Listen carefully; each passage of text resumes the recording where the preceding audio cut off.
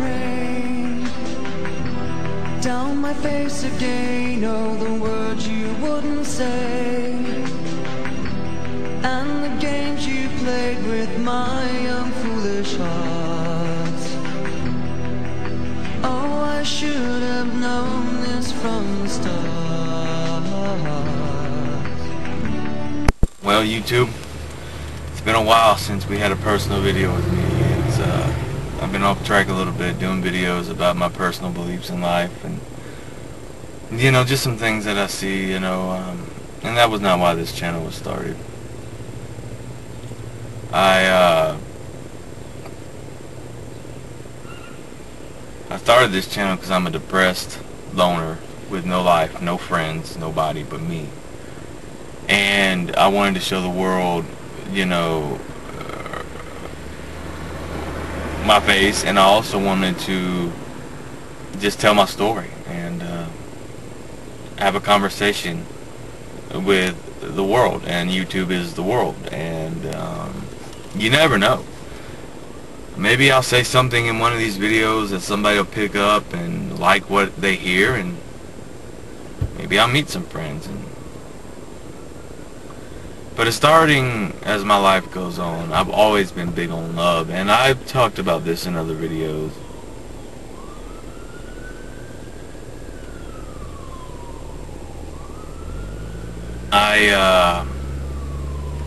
Even back to when I was young, I remember being 12 years old and laying in the bed, going to sleep, and the first girl I ever liked, 6th grade, her name was Anna Telliard. And she was Armenian, I believe, and something about that skin tone. When I was 12, I mean, that's a beautiful skin tone. Kardashians are popular for being Armenian, so if you want to know what an Armenian skin tone is, look at Kim Kardashian. I just like that skin tone. I always have. Even 12 years old, I guess. Gorgeous black hair, beautiful. And we were only 12. I mean, come on. But I felt mature for my age. I just dreamed so hard of talking to her and maybe being boyfriend and girlfriend in school, and who knows, maybe having, you know, my grandmother drop me off at the movies, and maybe just do what kids do, you know, go to the movies, go to the mall. You know, we were young, and I wouldn't have expected, you know, it to last forever, but even at 12 years old, I knew that's what I wanted. And I'll never forget walking into class one morning, the day that I was really like, I'm going to talk to her, and being told, well, first being laughed at by her and her friend Danielle. And see, I'm very good about remembering names. Anything in my life that had a major effect on me, I can remember the time. Well, not exactly the time, but I can remember the year, the place, the name. So this was in 6th grade, Warrington Middle School, Pensacola, Florida, 1993. First year there, and I can remember the laughter when I tried. Just all I did was try to talk, okay? That's all I did. I said, "Hi, Anna." And guess what? I think they knew that I liked her, because yes, I would do things in class and even around school to try to, like, you know, show off, I guess, but not say anything. And I guess they knew that I liked her. I said hi, Anna, that morning. Got laughed at by her and Danielle and said, "Are you kidding me? You're fat, you're ugly, I can't talk to you." Do you know what that does to a 12-year-old boy? Right then and there, I sat in my seat, I went over to my seat, and you know how I started tearing up? And you gotta imagine, a 12-year-old kid, how hard it is to control your tears. That image is burned in my brain, and I'll never forget it. So at 12 years old, this man right here only wanted love. And 30 years old now, 18 years later, and still never experienced it. And I'm sorry for getting emotional, but that's what this channel's about. I don't understand it. I don't get it.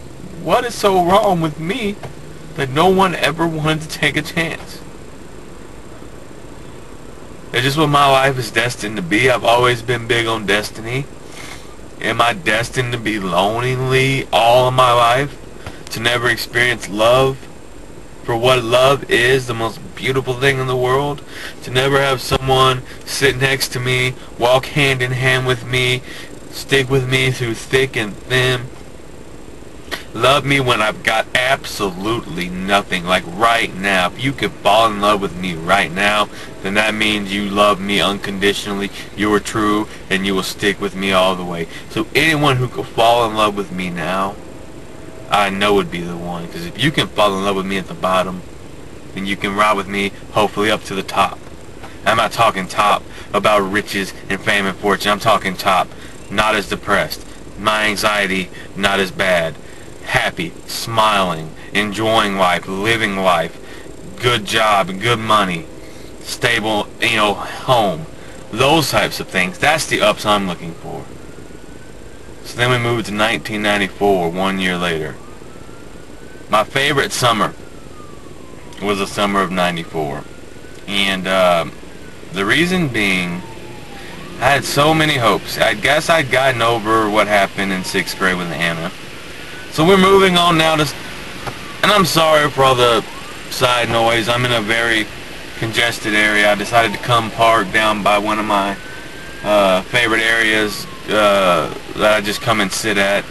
And it used to never be this bad with noise. But apparently they built a big car wash across the, this is a big empty lot, and there's a tree I just like to sit under. It used to be nothing but a big empty lot. There's a big freaking car wash right over, there. Let's see, there's a car wash. And then, you see I'm just in an empty lot. So now they got this big car wash over here. So there's more traffic, and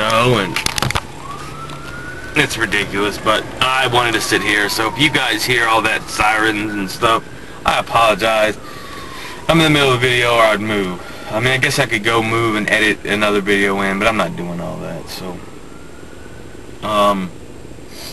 You know what I can do? I can roll my window up and cut the car on, and you won't hear as much noise.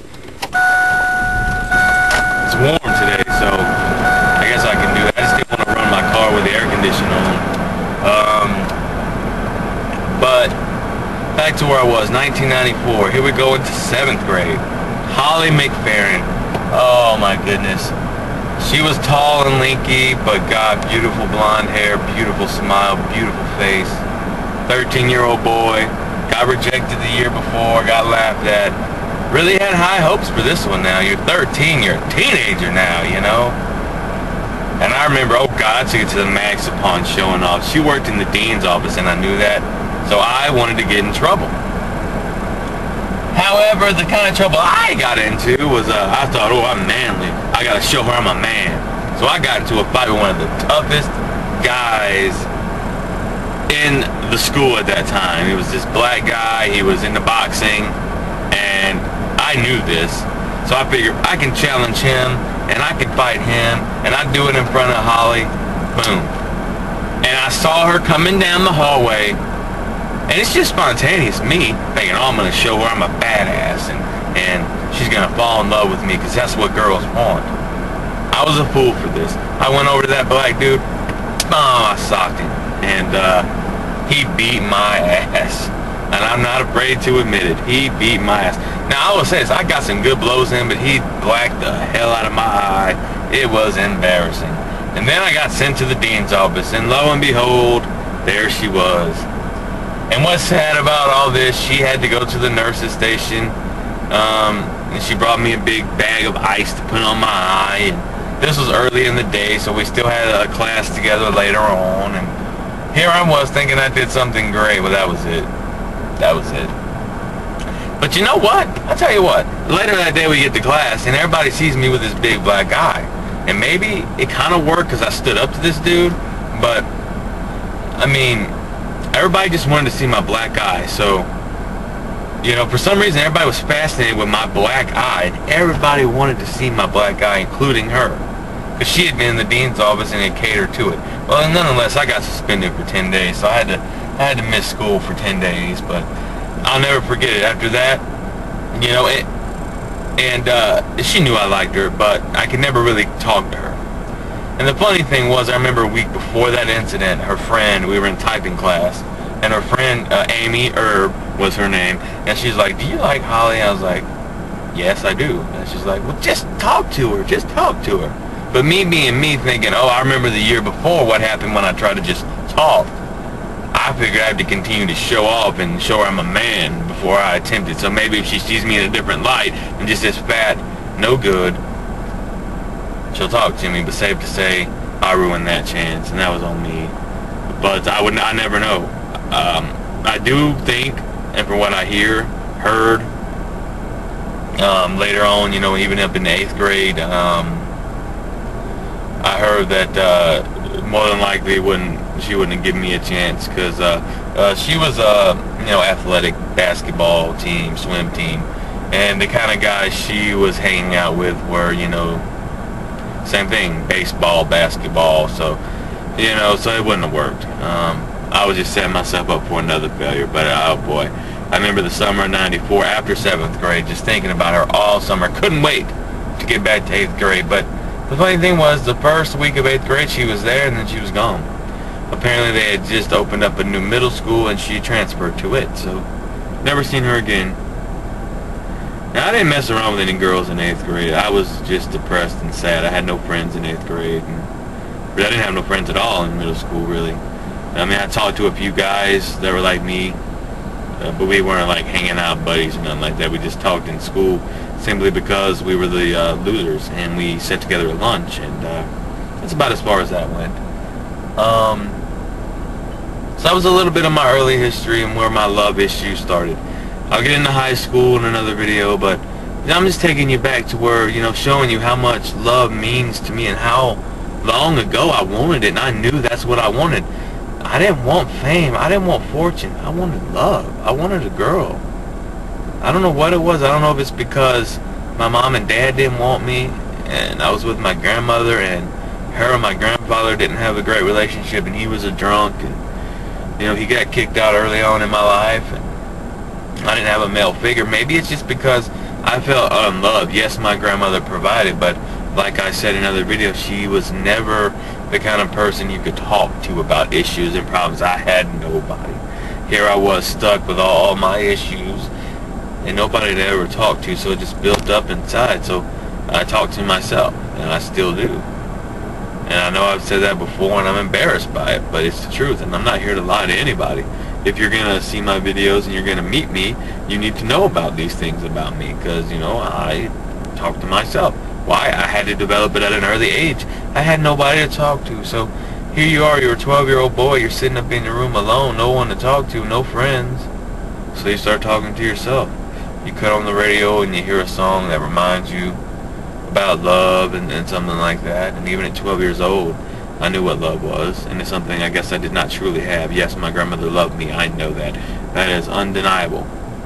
But it's a different kind of love. She loved me because I was her grandson, and because she had to take care of me and provide.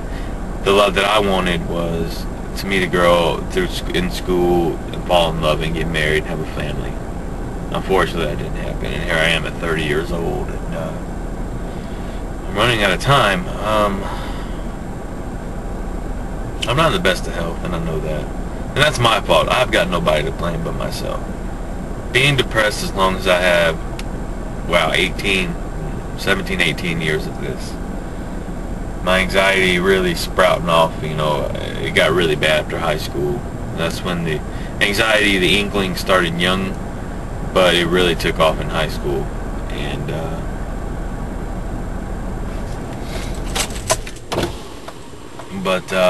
we'll get into that. We'll get into high school a little bit later, and we'll discuss. You know, I think I briefly touched on my high school, but really I'm just trying to take you into my world here, and love. This video is about love, and you know, I guess my body's just starting to react to the sedative lifestyle, being so down all the time, not being happy, you know, never being really hardly ever in a good mood. Yes, I was in a good mood last week when I made that video about Obama winning, but that lasted all of a day. I was happy because I knew what Mitt Romney was going to do to the poor people of America, so that's why I made that video, and that's why I was a little happy. But then it was instantly back. That wears off. So many years of being depressed and down, my body is like weak. I can barely get out of bed in the morning. My back hurts so bad from just being slumped over a lot because I'm just so down and out. My body's acting to that, being down and out. I don't eat very good. I eat very like crap, and I eat a lot of junk, and then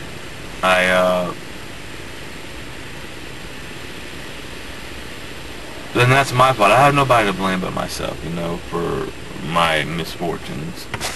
But I just, you know, I know I'm not in the best shape. I probably got high blood pressure. I probably got maybe borderline diabetes, and it's my fault. So, and the reason I bring these things up is because, you know, if I meet somebody, you're going to have to know that there's potential for health issues that I'm going to have to work on besides the depression and the anxiety. But all this is caused by depression. Had I never been this way, I don't think I would have let myself go like this. But when you're depressed like me, you're not going to sit there and try to eat right and exercise and take care of yourself. These things here, I would love to quit them, and I would. If I could meet somebody, fall in love, I would throw these things away. These are nasty. I do it because I'm depressed and because I get bored. So I started, you know, and I started cigarettes when I was young to be cool because I thought it was cool. But, you know, now it's just a point where I'm just smoking because I'm really depressed and I'm bored, and I fire them up. I think I could quit. I mean, like, I only smoke 3 cigarettes a day, so, you know, and usually I smoke them in halves, so I don't think it'd be hard for me to quit. You know, I've been smoking 15 years, and 3 cigarettes a day is pretty good for someone smoking as long as I have, so it hasn't always been 3 cigarettes a day. It's just recently. So I know I'm starting to get tired of them. But like I said, you know, my health is not so good. Like Donnie Miller, for the life of me, I know he's depressed, and I know I didn't believe him at first, but Donnie, and I'm not trying to be offensive here. If you see this video, Donnie, no offense to you, my man, but are you really that? Is depression your major mental issue, or is it something else? Because yes, I know athletes and everything can get depressed, but at the same time, they're athletes. They're in shape. They exercise. They work out. They do things. My form of depression, I just don't have the motivation, the will, the desire to exercise. For me, if I had somebody in my life, then I would. But being me all by myself, I don't have no desire to do that because, hey, there's nobody here. So what am I, you know, I guess in a way my mind's saying, you know, I'm telling myself, well, Chris, it doesn't matter if you live or die, you're lonely. You live lonely, you'll die lonely, and so you're not going to take care of yourself, and your body is going to deteriorate over these years, and you know, it doesn't matter because you're by yourself, so why does it matter if you die? That's basically what my mind's telling me, is like, I guess it's just like a defense mechanism, maybe. I'm so lonely, I'm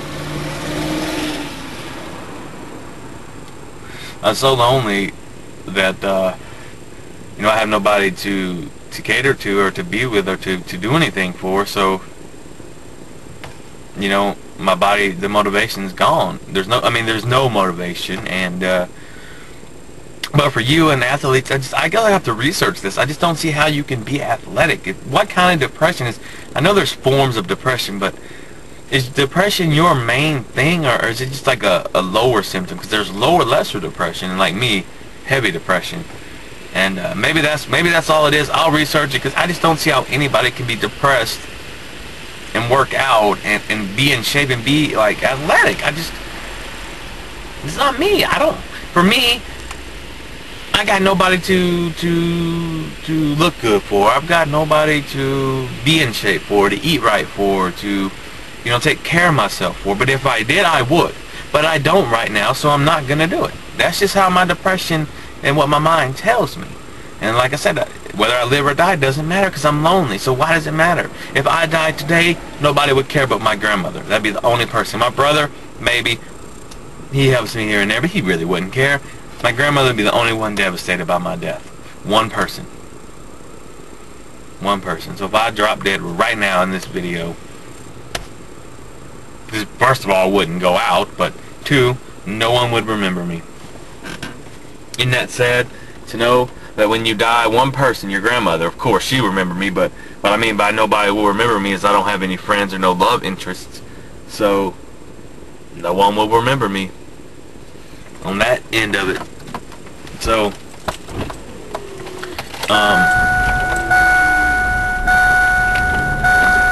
and it's a pretty sad fact to know that, excuse me a minute, raggedy air conditioning, you have to beat on it for it to come on, because the fan motor's got a little short in it. But this video's been all over the place. You know, I started in the beginning about love, and I started crying because of how much it meant to me, and now I'm at a point where I'm talking about, you know, depression and how can anyone be athletic and be depressed. It bothers me. It boggles my mind. And I know you are depressed, Donnelly. I know I challenged you, and I'm sorry again for that, but I just don't see how you can be athletic and work out and be depressed. I guess I'll have to do more research on it to further educate myself, which is something I really haven't done, surprisingly. But I think I'm going to now that I think about it. So yeah, that's this video in a nutshell. A little bit of my past, another video about what love really means to me, and my body not being in the best shape. And that's my fault. I have nobody to blame. I just hope it's not too late. I hope that if I am so fortunate to meet somebody, that I can, you know, reverse the damage done to my body, quit smoking, start eating better, because I'll have somebody to do these things for. So get these cigarettes, get rid of them. Start eating right, and slowly but surely, not rush into it, but slowly work my way up to a good exercise regimen. And hopefully I can go from 260 down to, I don't want to go under 200 pounds. For me, and I said this before, I don't think I would look right skinny. 200 pounds would be a good way for me. Through my high school years and early life, 220 was where I was at. Within the last maybe 5 years, I went up to 260. So 220 was a good weight for me, but I'd like to get to 200. 200 would be fine. So at 60 pounds, I would like to drop. But again, I'm not going to do it unless I have somebody to do it for. If I know I've got a girl out there that wants to be with me, is going to accept me for me right now,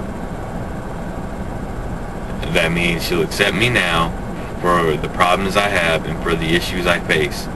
And she will be with me as I defeat or work down these issues, as I beat this depression down, as I beat this anxiety down and start enjoying life, as I start to eat healthy, throw away the cigarettes, and I start to exercise and get myself. Because if she can fall in love with me, with my health issues, my weight, the way I look now, and my depression and mental issues, then that means she's gonna stick with me while I get better. And then not only will she reap the rewards, but I'll reap the rewards. And it would be a beautiful thing to have a woman that I can lock these hands with. Like, I can take this hand and lock it with her hand, and I can pick that hand up and I can kiss it, and I can tell her how much I love her and how much I adore her and how much she means to me for coming into my life and saving me, because that's what it's about right now. There's a song growing up that I love, and to this day I listen to every single day, and it's by a band called Aerosmith. And I can't sing very well. When I was young, I could. Cigarettes ruined all that. You know, the years of drugs ruined all that. But I'll just say a line from it. My angel, come and save me tonight. My angel, come and make it alright. Now, I know I can't sing, but that is a beautiful song. So my angel, if you're out there, I need you to come save me. Alright. Conversations with a Loner. I'm Chris Strickland. And I'm out.